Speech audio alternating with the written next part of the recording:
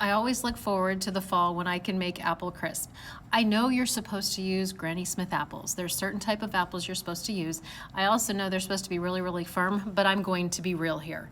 I went into my fridge that it was in the other room. We keep one in our laundry room, and there was a bag of apples that had been somehow they got behind all the milk jugs and everything else and got forgotten. So I was cleaning out the fridge and found these apples, and they were a little bit older than what my kids like to eat. They weren't that nice, crispy, firm. So I decided I'm going to use this for apple crisp. So no, I'm not following the rules. I cut them all up, and when I got them all cut up, the recipe calls for 4 cups, and I realized, oh my gosh, I made double the recipe. So I ended up taking half of the recipe to work and giving it away because that's more than what I wanted to eat. But it's really, really good. So you put those apples, you cut them up. I used my vegetable slicer, and then you're gonna dump those apples with the cinnamon sugar on them into a pan.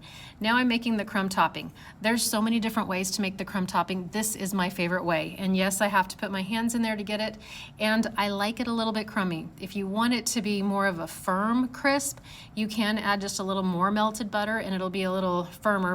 But I am just being real here using the apples that I already have with the supplies I already have in my home, and I make it the way that I really, really like it. So this is the perfect apple crisp for me. I didn't have to make an extra trip to the store just for supplies, and this makes me happy.